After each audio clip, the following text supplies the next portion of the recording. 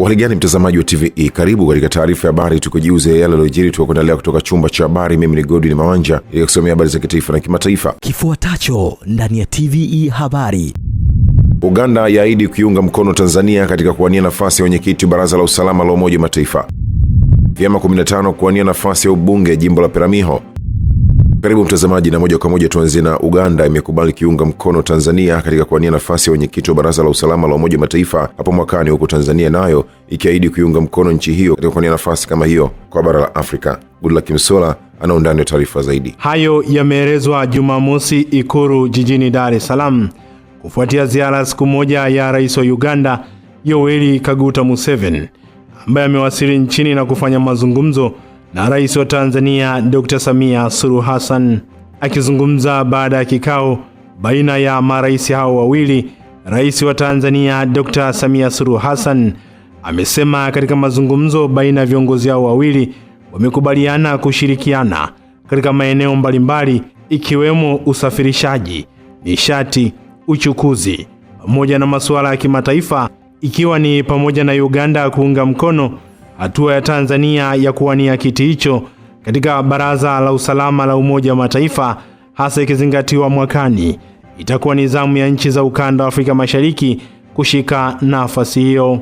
Dr. Samia ameeleza kuwa maeneo mengine ambayo mataifa hayo yamekubaliana ni pamoja na kuendeleza ujenzi wa mabomba ya mafuta na gesi kupitia Tanga inapopita bomba kuu la mafuta ghafi la kutoka Hoima nchini Uganda kuja nchini Tanzania, huku ikitarajiwa meli ya kwanza ya mafuta kuanza kutoka katika bandari ya Tanga kupitia mradi huo wa EACOP itakuwa ni mwezi Julai mwaka huu.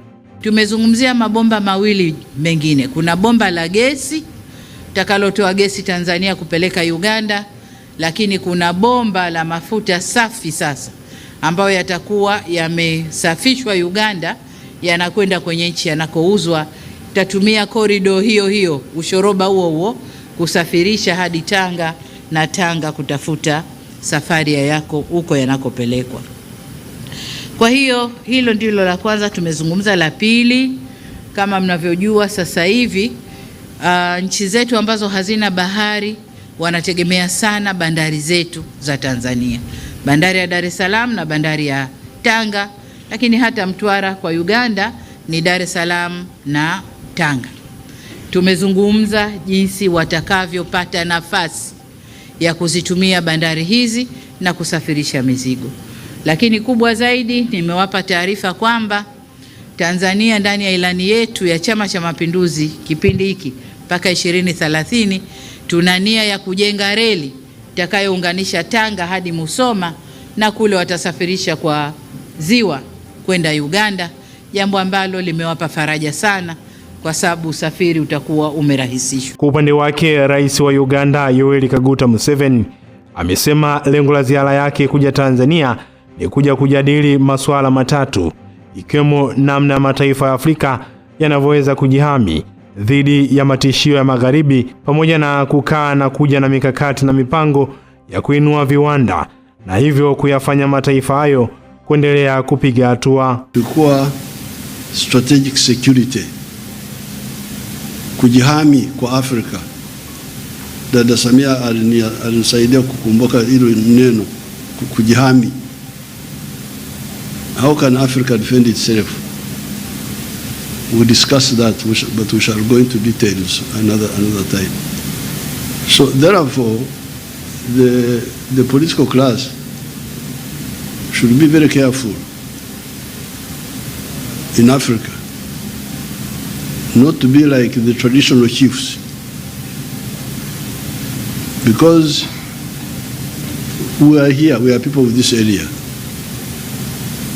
Waunguja, Waswahili wa hapa Dar es Salaam, Wazaramo, Wagogo, watu Wanyamwezi. Hao Wanyamwezi walikuwa wanakuja kwetu, walikuwa wanasema ni waungwana. Sasa watu wetu wakajitafuta vibaya, wakasema walunganwa. Hiyo inakuwa ziara ya kwanza baada ya kuchaguliwa na kuapishwa kwa Rais Museveni kuongoza nchi ya Uganda kwa mara nyingine, uchaguzi ambao umemalizika hivi karibuni. Asante sana Goodluck Msolla kwa taarifa hiyo. Jumla ya wagombea 15, wanawake wakiwa 5 na wanaume 10 kutoka vyama mbalimbali vya siasa nchini wamepitishwa kuwania nafasi ya ubunge katika uchaguzi mdogo wa jimbo la Peramiho unaotarajiwa kufanyika Februari 26, 2026. Uchaguzi huo unafanyika kufuatia kifo cha aliyekuwa mbunge wa jimbo hilo Mariam Jenista Mwagama alikuwa akitokea Chama cha Mapinduzi CCM. Kutoka jimbo la Peramiho mkoani Ruvuma, tuungane na Innocent Horomo. Akizungumza na TVE Habari, msimamizi wa uchaguzi mdogo katika jimbo la Peramiho Xavier Luyaganza amesema mchakato wa uchaguzi ulianza rasmi Januari 24, 2026. Amesema zoezi la uchukuaji na urejeshaji wa fomu lilianza kuanzia tarehe 29 hadi Februari 4, ambapo jumla ya vyama 15 vilichukua na kurejesha fomu na wagombea wao kuthibitishwa kushiriki katika uchaguzi. Aidha, amewataka wagombea pamoja na wanachama wa vyama vya siasa vilivyoshiriki katika uchaguzi huo kufanya kampeni za kistaarabu kwa kuzingatia sheria, kanuni na taratibu za uchaguzi zilizowekwa na kusimamiwa na Tume Huru ya Taifa ya Uchaguzi. Kampeni zinaanza tarehe 5 na zitatamatika tarehe 25 mwezi wa pili, kwa sababu tarehe 26 ndio siku yenyewe ya uchaguzi. Na tunaendelea na mambo mengine ya kawaida ya kuhakikisha kwamba shughuli za uchaguzi zinaenda vizuri, kiwemo kuendelea kuhakiki vituo, kwenda kuangalia uwezekano wa kuanza kujenga vituo na kwenda kufuatilia mwenendo wa kampeni unaendaje. Kwa hiyo mambo hayo na mambo mengine ambayo yanapaswa kutekeleza tunaendelea nayo. Wito wangu kwa vyama, cha kwanza ni kila chama kuhakikisha kinatumia nafasi hii kufanya kampeni za kistaarabu kwa kadiri ratiba ilivyotolewa. Bunungu Komba wa Chama cha Mapinduzi pamoja na Abdalla Ngonyani mgombea wa chama Makini wanaeleza mikakati namna watakavyohudumia wananchi wa jimbo la Peramiho iwapo watapata ridhaa ya kuwaongoza. Yako maeneo kwa mujibu wa ilani ya Chama cha Mapinduzi yanaenda kujengwa barabara. Yako maeneo tunakwenda kuimarisha vituo vya afya, zahanati pamoja na kuimarisha hospitali yetu ya wilaya. Lakini yako maeneo tunakwenda kujenga madaraja. Yako maeneo tulizungumza katika ilani tunakwenda kujenga viwanda, ikiwemo kiwanda cha sukari kinachokwenda kujenga. Mimi nitasimamia yote ambayo dada yangu alianza, sitaacha hata moja, lakini nitawaombeni ndugu zangu, muwe washauri wangu, muwe viongozi wangu, muwe mnaonipa maelekezo. Asilimia zaidi ya 80 wananchi wa Peramiho ni wakulima, lakini barabara zake ni changamoto. Nimekutana na wananchi wakazi wa jimbo la Peramiho, hata namna kupata pembejeo za kilimo ni changamoto. Kwa hiyo mimi nawahakikishieni saizi ili jimbo la Peramiho litakuwa jimbo la mfano. Mfano wake ni vipi? Kama mtanipa ridhaa mimi kuwa mbunge wa jimbo hili, nitahakikisha sio barabara inakuwa tu moja. Hiyo barabara moja ishapita na wakati. Sasa hizi nitahakikisha barabara zinakuwa mbili, barabara ya kutoa nyingine na barabara ya kuingiza ni nyingine. Kutoka halmashauri ya wilaya ya Songea ambapo linapatikana jimbo la Peramiho, mimi ni Innocent Horomo, TV Habari, Ruvuma. Asante sana Innocent Horomo kwa taarifa hiyo. Wahitimu wa mafunzo ya uhifadhi na utalii wametakiwa kuzingatia utoaji wa huduma bora inayozingatia ukarimu kwa wageni ili kuvutia wageni wengi na kuongeza mchango katika pato la taifa unaotokana na sekta ya utalii na uhifadhi. Taarifa zaidi na Rachel Chacha. Wito huo umetolewa na Naibu Katibu Mkuu Wizara ya Maliasili na Utalii anayeshughulikia utalii Mkoba Mabula wakati wa mahafali ya Chuo cha Mafunzo ya Uhifadhi Maliasili kwa Jamii Likuyu Sekamaganga mkoani Ruvuma. Ni matarajio ya serikali kuwa mtakuwa mabalozi wazuri wa Tanzania, mkitoa huduma bora kwa weledi, maadili na ukarimu. Sekta ya utalii inachangia takriban 25% ya fedha za kigeni na kutoa ajira zaidi ya watu milioni 2.5. Kumbukeni kuwa 80% ya utalii wetu unategemea wanyamapori. Hivyo uhifadhi si hiari, ni wajibu wa kizazi chetu. Wahitimu wa kozi ya utalii na uongozaji wa utalii walianza mafunzo yao mnamo mwezi Oktoba mwaka 2024. Jumla yao wakiwa 128. Kati yao astashahada walikuwa ni wanafunzi 75 na stashahada walikuwa ni 53. Orodha hii inajumuisha wahitimu 79 waliokuwa wakifadhiliwa na mradi wa kukuza na kuendeleza utalii ukanda wa kusini, yani RIGLO, na wahitimu 36 ambao walikuwa wanasoma kwa ufadhili binafsi. Hata hivyo, jumla ya wanafunzi wanaohitimu leo katika fani ya utalii na uongozaji wa watalii ni 115. Kati yao astashahada ni 64, wakiwemo wanaume 42 na wanawake 22, na stashahada ni 51, wakiwemo wanaume 30 na wanawake 21. Mahafali hayo yamehudhuriwa pia na mkurugenzi wa kitengo cha utafiti na mafunzo Dr. Edward Kohi, mkurugenzi wa kitengo cha uratibu wa jeshi la uhifadhi SAC Fidelis Kapala, viongozi wengine wa management ya wizara hiyo, viongozi mbalimbali na wananchi. Asante sana Rachel Chacha kwa taarifa hiyo. Madiwani wa halmashauri ya wilaya Mlele mkoani Katavi wameomba serikali kuhakikisha inatatua changamoto za wananchi ikiwemo uhaba wa maji safi na salama katika baadhi ya maeneo. Neema Hussein anaundana taarifa hiyo. Madiwani wameyasema hayo katika kikao cha baraza la madiwani kilichokaa kupitia na kujadili taarifa ya robo ya pili ya mwaka wa fedha 2025-2026. Kuna daraja lile la Ikunja saa hizi halijafukiliwa, gari zinapita pembeni. Ina maana mvua zinazoendelea, maji yakijaa inaweza ikapiga vifusi na ikasimamisha misafara ya gari za Ilunde na Inyonga, pale abiria wakashindwa kusafiri. Ukiangalia kuna vitongoji mbalimbali. Katika kitongoji cha Isegenezia, Maingule kule hakuna maji salama. Ukienda Uliambogo hakuna maji. Ukienda kule Kona 4 hakuna maji. Sasa sambamba na umeme. Kwa hiyo naiomba sana serikali iweze kuwasaidia wananchi hizo changamoto, maji yafike, umeme ufike. Kuna bwawa ambalo limejengwa lipo katika kata ya Nsenkwa, lakini bwawa hilo changamoto iliyoikumba ni kuhusiana na ujenzi wa chujio la maji. Pindi litakapokamilika chujio la maji, nina imani kubwa katika halmashauri yetu ya wilaya ya Mlele na jimbo kwa ujumla maji yatakuwa ni 100%. Miundombinu ya barabara hususani inaharibika kipindi cha maji kwenye mvua kubwa, lakini swala zima ni kwamba barabara zinazojengwa hazina mifereji ya kumwaga maji, hususani maji yanakaa barabarani na hatimaye kuzigawa barabara. Akizungumza kwa niaba ya katibu tawala mkoa wa Katavi, Philip Ongasa ameitaka halmashauri kushirikiana na madiwani ili kuhakikisha wanafikia lengo la ukusanyaji wa mapato, huku mwenyekiti wa halmashauri hiyo akiwataka wananchi kuwa na utaratibu wa kuhudhuria mikutano ya baraza. Katika mkoa tufikia 100%. Na tunaposema mkoa maana yake Mlele ni sehemu ya mkoa.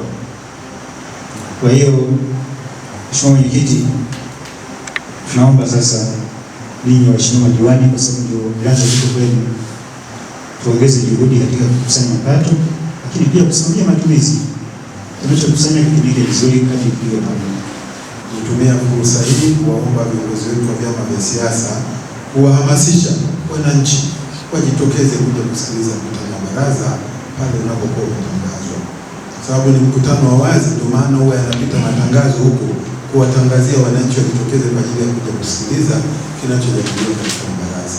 Kipekee nipokee maelekezo ya katibu tawala mkoa, yote yanayoelekezwa tutafanyia kazi na tuko tayari kupokea ushauri wenu na tutaendelea kuomba ushauri, lakini pia na kuzingatia taratibu za utendaji kazi wa serikali. Kwa upande wao, viongozi wa vyama vya siasa wilaya ya Mlele wamewataka wataalamu wa taasisi mbalimbali kuepuka kutoa majibu ya kisiasa wakati wa utatuzi wa kero za wananchi. Asante sana Neema Hussein kwa taarifa hiyo. Mamlaka ya masoko ya mitaji na dhamana nchini CMSA imesema kasi ya uwekezaji katika masoko ya mitaji nchini imeendelea kuongezeka, hasa kwa wawekezaji wazawa ambao zaidi ya 80% ya soko hilo linamilikiwa na wawekezaji wazawa. Goodluck Msola ameenda taarifa zaidi. Akizungumza jijini Dar es Salaam, mkurugenzi wa masoko na uchunguzi kutoka CMCA Exauti Julius, wakati wa uzinduzi wa mfuko wa uwekezaji kwa njia ya dola ya Kimarekani wa kampuni ya Sanlam Alliance Investment Tanzania, ambapo amesema hatua ya kampuni zilizopiga hatua katika matumizi ya kidijitali katika soko la mitaji na dhamana imeendelea kuonesha imani kubwa ya wawekezaji kulitumia soko hilo, hali ambayo imeifanya kasi ya uwekezaji katika masoko ya mitaji na dhamana kuendelea kukua kwa kasi na hivyo kutimiza dhamira ya serikali ya malengo yaliyopo katika dira ya maendeleo ya mwaka 2050. Aidha, Exaudi amesema hatua ya kuanzishwa kwa mfuko wa uwekezaji kwa njia ya dola ya Kimarekani katika soko la mitaji na dhamana ni katika muendelezo wa kuvutia wawekezaji kuendelea kuja katika soko la mitaji na dhamana la Tanzania kwa kuwapa uhakika na uhimilivu wa mitaji sanjari na ustahimilivu wa dola zao ambazo wataziweka hapa nchini. Kwa Tanzania tuko karibu zaidi ya milioni 65 na wawekezaji kwenye soko la mitaji kufuatana na taarifa ripoti ya Fiscal Survey wanasema wawekezaji kwenye masoko ya mitaji ni chini ya 3%. Kwa tunaamini kabisa wengine ambao walikuwa hawawekezi kwa sababu wangependa kuwekeza kwenye dola, lakini dola ilikuwa haipo. Kwa hivyo ujio wa mfuko huu utawawezesha wale wote ambao walikuwa na nia ya kuwekeza Tanzania lakini wangependa kuwekeza kwenye dola, basi wataweza kufanya hivyo, na hii itawezesha kupata mitaji na fedha ambazo tunaweza kuwekeza kwenye miradi mbalimbali ya maendeleo, ambayo hiyo miradi itawezesha kuleta ajira, itaongeza uchumi na vile vile uhimilivu wa nchi kutokana na kutegemea fedha za nje badala ya fedha za ndani. Kwa upande wake, mkurugenzi mtendaji na afisa mtendaji mkuu wa Sanlam Alliance Investment Jonathan Sichbal pamoja na Bi Jacqueline Kanigwa, mshauri wa masuala ya uwekezaji kutoka Sanlam Alliance, wamesema hatua ya kuja na mfuko huu hapa nchini ni kuendana na mahitaji ya soko, hasa baada ya kufanya vyema katika masoko mengine ambapo hadi sasa kwa kipindi cha mwaka mmoja mfuko wao umeweza kutengeneza faida ya shilingi bilioni 100. I think this unit trust investment product should be attractive and of interest to a wide variety of investors, from individuals through to saving societies, for example SACCOs, and to corporates and even pension funds themselves. I think the whole point of this is that it's very simple. It's very straightforward. It's very simple to invest in, and it's very simple to withdraw your funds as well. Mfuko huu unajihusisha na uwekezaji wa pamoja kwenye dola za Kimarekani. Mfuko huu utawasaidia watu ambao wanapata kipato chao kwenye dola za Marekani au wale ambao wana malengo yao pale wanapoenda kulipa watatumia dola za Kimarekani kufanya hayo malipo. Itawarahisishia wao kufikia malengo yao kwa haraka na urahisi, huku wasipopoteza thamani ya ile pesa bila kuibadilisha. Kwa mfano, mtu anataka kusafiri kwenda nchi za nje labda kwa ajili ya safari, lakini akiwekeza hela yake na sisi moja kwa moja kwa dola za Kimarekani, itamsaidia huyu mtu kufikia malengo yake kwa urahisi na kwa uharaka. Asante sana Goodluck Msolla kwa taarifa hiyo. Katika kuunga mkono juhudi za serikali za uhifadhi wa mazingira na uhamasishaji wa matumizi ya nishati safi ya kupikia, kampuni ya Lake Gas Tanzania imetoa majiko ya gesi na mitungi zaidi ya 2600 kwa magereza za Dar es Salaam, ikiwemo gereza la Ukonga na Segerea pamoja na chuo cha maafisa magereza Ukonga. Rachel Chacha anaondana taarifa hiyo. Wakizungumza wakati wa makabidhiano hayo, kaimu mkuu wa kikosi maalum cha magereza Tanzania Isa Msako na makamu mkuu wa chuo cha magereza Ukonga Rajabu Hassan Gongi wamesema matumizi ya majiko ya gesi yanasaidia kwa kiasi kikubwa kupunguza utegemezi wa kuni na mkaa, hali itakayochangia moja kwa moja kulinda mazingira na kupunguza ukataji wa miti. Aidha, wameeleza kuwa hatua iliyochukuliwa na Lake Gas ya kugawa majiko hayo ni hamasa kubwa ya utunzaji wa mazingira pamoja na kuimarisha uelewa wa askari kuhusu umuhimu wa nishati safi katika kulinda afya za Watanzania. Kwanza sisi tumelipokea kwa furaha. Tumelipokea kwa furaha kwa sababu tunaendeleza ile dhana ya mkuu wa nchi ya kusema kila mtu aweze kutumia nishati safi. Lakini imekuja wakati mwafaka ambako hata ndani ya magereza yetu tunatumia nishati safi. Sasa hivi tumeshaachana na swala la kutumia kuni na mkaa. Lakini bado tunaendelea kutoa wito kwa wananchi wengine. Tuliambiwa kwamba ndani ya idadi ya watu 100 watu lazima watumie nishati safi. Kwa hiyo tukiendelea nchi nzima, basi na mazingira yetu tutaendelea kuyaimarisha. Kiujumla sisi tunafurahi kwa mambo matatu. Kwanza, tumewezeshwa kwa maana ya kiuchumi. Kifaa hiki ambacho tunaenda kupokea ukisamanisha pesa yake ni kubwa. Kwa hiyo kwa askari kupewa uwezeshaji wa namna hii kwake umewezeshwa kidogo katika mambo ya uchumi. Lakini pili, tunafurahi kwa sababu tunaenda kutekeleza jukumu la kuhifadhi wa mazingira kwa ajili ya kutumia, kwa maana ya kutumia nishati safi.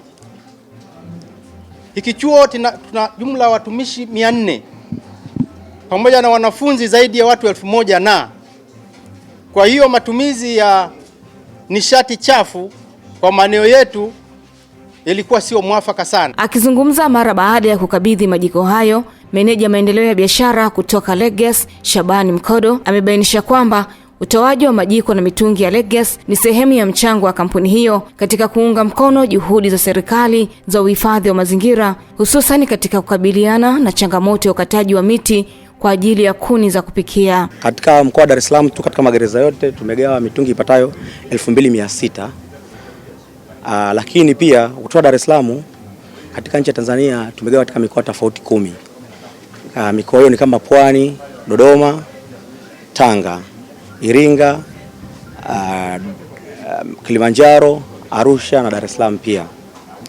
Kwa pamoja mitungi yote hiyo tuliogawa ni zaidi ya mitungi 8600. Aidha, kampuni ya Legas imefanikiwa kugawa jumla ya majiko na mitungi zaidi ya 8600 ikiwa tayari imesambazwa katika mikoa mbalimbali nchini. Asante sana Richo Chacha kwa taarifa hiyo. Chama cha walimu Tanzania CWT wilaya Sengerema imetoa tuzo ya pongezi kwa shule ya sekondari ya wavulana Sengerema, yani Sengerema Boys, kama motisha kufuatia kufanya vizuri katika matokeo ya mtihani wa taifa wa kidato cha 6 mwaka 2025. Taarifa zaidi na Joel Maduka kutoka Geita. Jumla ya watahiniwa 564 walifanya mitihani wa kidato cha 6 katika shule hiyo, ambapo wote walifaulu kwa kupata daraja la kwanza hadi la 3 pekee, na hivyo shule kufikia 100% ya ufaulu. Akizungumza wakati wa hafla ya utoaji wa tuzo hiyo, mwenyekiti wa CWT wilaya ya Sengerema Zakaria Buganda amesema mafanikio hayo yamechochea chama hicho kuitambua shule hiyo kwa kutoa tuzo ya pongezi pamoja na kushiriki chakula cha mchana na walimu wa shule hiyo kama ishara ya kuthamini jitihada zao. Shauri serikali ya Mama Samia Suluhu Hassan kwamba ili kufikia ndoto za walimu katika nchi yetu, hususan tunamshauri Mama Samia kurudisha posho za ufundishaji, yani teaching allowance, ambayo iliasisiwa na Mwalimu Julius Kambarage Nyerere wakati wa utawala wake. Tunaiomba serikali hii ya awamu ya 6 irudishe posho za kujikimu kwa walimu katika taifa letu. Namba 2, tunashauri serikali kuboresha mishahara na posho za walimu, ikiwemo posho za kazi maalum, yani mitihani ya kitaifa. Tusiwe na posho ambayo ni specific. Maana yake mnaweza kutoka katika nafasi ambayo mliopo kuna nafasi nyingine. Na imani kwamba kila mwalimu kuna somo ambalo anafundisha. Lile somo lako lile unalolifundisha ndio utakufanya utoke hapo ulipo kwenda katika viwango vingine. Kwa upande wake, makamu mkuu wa shule ya sekondari ya Sengerema Filipo Maganyiko amesema siri kubwa ya ufaulu mzuri wa shuleni hapo ni nidhamu ya wanafunzi, ushirikiano wa walimu pamoja na kujituma na kujitoa kwa dhati kwa ajili ya maendeleo ya wanafunzi. Kwa matokeo haya yanaonyesha ni vijana wetu wote 564 walifaulu kwa 100%, na tunamshukuru Mungu kwamba vijana wetu 100% kubwa walipata vyuo mbalimbali hapa nchini.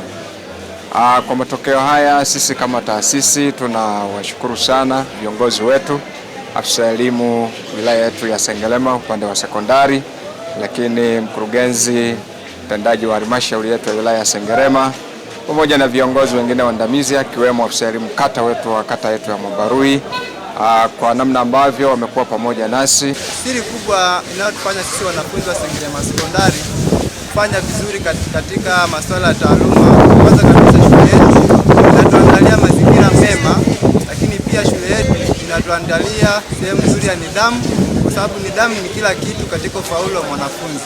Hivyo basi shule yetu imekuwa ni shule bora ambayo inajitahidi katika swala zima la nidhamu, na mwanafunzi anapokuwa na nidhamu hivyo hivyo utamfanya katika masuala mazima ya kitaaluma kuwa na ufaulu mzuri. Katika matokeo hayo, kati ya watahiniwa 5064, jumla ya watahiniwa 5004 walipata daraja la kwanza na watahiniwa 49 walipata daraja la pili, huku mtahiniwa mmoja pekee akipata daraja la 3, hali iliyofanya shule hiyo kufikia 100% ya ufaulu. Asante sana Joel Maduka kwa taarifa hiyo. Zaidi ya wananchi 2000 kati ya 6000 ambao walilengwa kufikiwa katika kambi ya matibabu ya siku 6 iliyofanyika visiwani Zanzibar wamepatiwa vipimo na matibabu bure katika kambi maalum ya matibabu, ikiwa imelenga kukabiliana na magonjwa yasiyo ya kuambukiza ambayo yanatajwa kuwa ni 34% ya magonjwa sugu yanayosumbua nchini. Taarifa zaidi na Goodluck Msola. Wakizungumzia kambi hiyo, mkurugenzi wa huduma za tiba kutoka Wizara ya Afya Serikali ya Mapinduzi ya Zanzibar, Dr. Msafiri Marijani, pamoja na kaimu mkurugenzi wa Hospitali ya Taifa Muhimbili, Dr. Juliet Magandi, wamesema kambi hiyo ambayo imesitishwa siku ya jana imefanyika kwa ushirikiano baina ya Serikali ya Mapinduzi ya Zanzibar, Hospitali ya Taifa Muhimbili pamoja na Vodacom Foundation, ambapo wamefanikiwa kutoa tiba na vipimo katika magonjwa mbalimbali yakiwemo yasiyo ya kuambukiza kwa wananchi wa visiwa vya Zanzibar, kama sehemu ya serikali ya kutekeleza mkakati wa kuyatambua na kutibu magonjwa yasiyo ya kuambukiza ambayo yameendelea kuwa tishio hapa nchini. Kama mnavyojua, tumesema mwenendo wa maradhi dunia nzima umebadilika. Mwanzo ilikuwa maradhi yanayoambukiza ndio yanayotuathiri, VVU, malaria, TB. Sasa hivi mwenendo wa maradhi umebadilika. Kinachotusumbua sasa hivi, kinachoisumbua dunia sasa hivi ni maradhi yasiyoambukiza, NCD. Shinikizo la damu pamoja na kiharusi, saratani yani kansa, na kisukari, diabetes mellitus. Sasa haya maradhi yasiyoambukiza huwa hayana dalili mara nyingi. Kwa hiyo baada ya muda yanapojitokeza, sasa mtu anaumwa, tayari ule ugonjwa umeshafika mbali. Uponaji wake unakuwa wa shida ama asipone kabisa, lakini na serikali inaingia gharama kubwa ya kutibu mgonjwa ambaye tayari ameshapata complication. Kwa hiyo ni taratibu ambazo zimewekwa na Wizara ya Afya, sio Tanzania tu na Zanzibar, lakini dunia nzima, kwamba tufanye jitihada, tufanye kampeni. Lengo ni kuyagundua haya maradhi mapema. Hospitali ya Taifa Muhimbili ni hospitali ya taifa, ni hospitali kongwe sana, ina zaidi ya miaka 120 tangu imeanzishwa, na hospitali hii ina madaktari bingwa bobezi karibu wa fani zote. Sasa tulioko hapa tuko madaktari wa fani tofauti tofauti. Kuna madaktari bingwa bobezi wa huduma za mama na mtoto, lakini tuna madaktari bingwa bobezi wa huduma mbalimbali zikiwepo huduma za saratani, lakini magonjwa ya watoto, wataalamu wako hapa, uchunguzi wa saratani pamoja na tezi dume wako hapa, madaktari bingwa bobezi wa kinywa na meno wako hapa, lakini madaktari wa magonjwa ya dharura, magonjwa ya pua, sikio na koo, wote wako hapa. Kwa upande wake, Sandra Oswadi, meneja wa Vodacom Tanzania Foundation, amesema hatua ya kupeleka kambi hiyo katika visiwa vya Zanzibar ni sehemu ya mkakati wa kusaidia serikali katika kuwezesha huduma za kibobezi kwa magonjwa yasiyo kuambukiza, ambapo tayari mikoa ya Kilimanjaro na Tanga kabla ya kufanya kambi Zanzibar kisha baadaye kuelekea mkoani Morogoro wameshanufaika. Kuna magonjwa ambayo tunayapa kipaumbele, kwa mfano magonjwa ya kina mama, ya watoto, saratani, afya ya kinywa na meno, kwa mfano shinikizo la damu, kisukari. Na hapa kwa Zanzibar tumepata taarifa za juu kwamba Zanzibar kuna tatizo kubwa sana la kisukari na shinikizo la damu. Sisi kwa kweli lengo letu ni kuwawezesha wakazi wa Zanzibar wewe na afya njema na afya nzuri. Wakiwa na afya njema na nzuri wanaweza wakafanya biashara, lakini pia wanaweza wakashiriki katika gurudumu la maendeleo na uchumi kwa ujumla. Nao baadhi ya wananchi wa visiwa vya Unguja walionufaika na kambi ya matibabu wamesema imewasaidia katika kutambua afya zao, huku wakihimiza wananchi wengine kutumia nafasi kama hizo pindi zinapotokea. Asante sana Goodluck Msola kwa taarifa hiyo. Katika kuelekea siku ya maadhimisho ya siku ya familia, askari polisi jeshi la polisi mkoa wa Morogoro limepanda miti zaidi ya 8,000 ikiwa ni sehemu ya utekelezaji wa majukumu wa jeshi hilo kupinga uhalifu wa uharibifu wa mazingira kwa kuhakikisha mazingira yanatunzwa na kuhifadhiwa. Shukuru Materu ameenda taarifa zaidi. Ni sehemu ya maandalizi ya kuelekea siku ya familia ya askari polisi, ikiwa kilele ni Februari 14, ambapo kamanda wa jeshi la polisi mkoa wa Morogoro SACP Alex Mkama akabainisha shughuli ambazo watazifanya, ikiwemo kutoa elimu kwa jamii pamoja na kutoa huduma za afya katika zahanati za polisi na kutoa rai kwa wananchi kuhudhuria kwa wingi. Sisi kama jeshi la polisi na sisi tunao jukumu pia la kuhakikisha kwamba kunakuwa na mazingira mazuri ya watu kuweza kuishi. Hatushiriki kwenye kuharibu miti na tunahamasisha jamii wapande miti na watunze mazingira kwa ujumla. Kwa hiyo hizo ni baadhi tu ya shughuli ambazo tutazifanya, lakini kubwa ni kutaka kuieleza jamii kwamba jeshi la polisi tumebadilika sana. Tumetoka kule kwenye matumizi ya maguvu, sasa hivi tuko kwenye kuihudumia zaidi jamii. Kwa hiyo tunaomba ushirikiano kutoka kwao, na wenyewe watuamini kwamba sisi ni sehemu ya watumishi wao na wasitukimbie, isipokuwa watupe ushirikiano. Kwenye changamoto waweze kuziongea na sisi tutazifanyia kazi. Umeona tumekutana na vijana wetu wako wengi hapa, warika mbalimbali. Wewe na wenyewe wako bado mafunzoni. Tunakuwa tunawaelekeza namna gani ya kwenda kuishi na jamii. Nao baadhi ya askari wa jeshi la polisi mkoa wa Morogoro wamesema watatumia wiki ya maadhimisho haya kwa kushirikiana na jamii katika shughuli mbalimbali ili kuwa karibu zaidi na wao. Kupitia kilele hiki kilichozinduliwa leo, tunasema tutakuwa na zoezi la upandaji wa miti ambayo imefanyika leo. Zoezi hili litakuwa endelevu, lakini litaendelea na utoaji wa elimu mbalimbali kwenye jamii ili watu waweze kujua polisi ni nini na inafanya nini. Tutaendelea kutoa kuhusu kazi zetu, lakini tutaendelea kuonesha kwamba tupo jinsi gani tumejiandaa kuwa karibu na jamii. Tupo kwenye jamii, lakini tunajiandaa kuwa karibu zaidi kwenye jamii. Tunahamasisha jamii waje watuone, tuwe nao karibu kwa ajili ya kuendelea kuhamasisha jamii wasiogope polisi. Polisi ni watu kama watu wengine, wanatakiwa kuwa nao karibu kwa ajili ya kupata matatizo yao, kuyasikiliza. Shukuru Materu, TVE, Morogoro. Asante sana Shukuru Materu kwa taarifa hiyo. Wananchi wa halmashauri ya wilaya ya Kishapu mkoani Shinyanga wamehimizwa kuchangamkia mikopo ya 10% inayotolewa na halmashauri hiyo kama njia ya kujikwamua kiuchumi na kujiepusha na mikopo holela ya mtaani maarufu kama kausha damu, ambayo imekuwa chanzo cha migogoro ya kifamilia na umaskini wa kudumu. Mwamvita Mkondo ameenda taarifa zaidi. Wito huo umetolewa na mkuu wa idara ya maendeleo ya jamii halmashauri ya wilaya ya Kishapu Joseph Swalala, ambaye amesema licha ya zaidi ya shilingi milioni 300 kutengwa kwa ajili ya mikopo hiyo, hadi sasa ni shilingi milioni 180 pekee ndizo zilizokopeshwa, hali iliyosababisha fedha nyingi kubaki kwenye akaunti ya halmashauri bila kutumika. Katika awamu hii ya kwanza, jumla ya vikundi 51 iliomba mkopo, ikiwa ni vikundi 29 vya wanawake na vikundi 20 vya vijana, lakini pia na vikundi 2 tu vya watu wenye ulemavu. Akizungumza katika tukio hilo, mkuu wa wilaya ya Kishapu Peter Masindi amewataka wananchi kuacha hofu na kuchangamkia mikopo hiyo kwa kuzingatia taratibu zilizowekwa, huku akisisitiza kuwa mikopo hiyo imelenga kuwawezesha wananchi kufanya shughuli za uzalishaji mali na kuboresha maisha yao.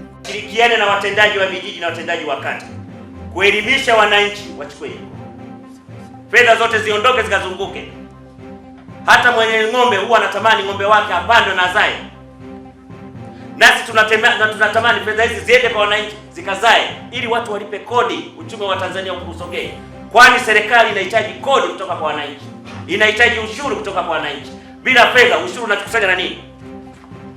Bila watu kuwa na mitaji, bila kufanya biashara, kuna ushuru? Kuna kodi? Serikali haiko.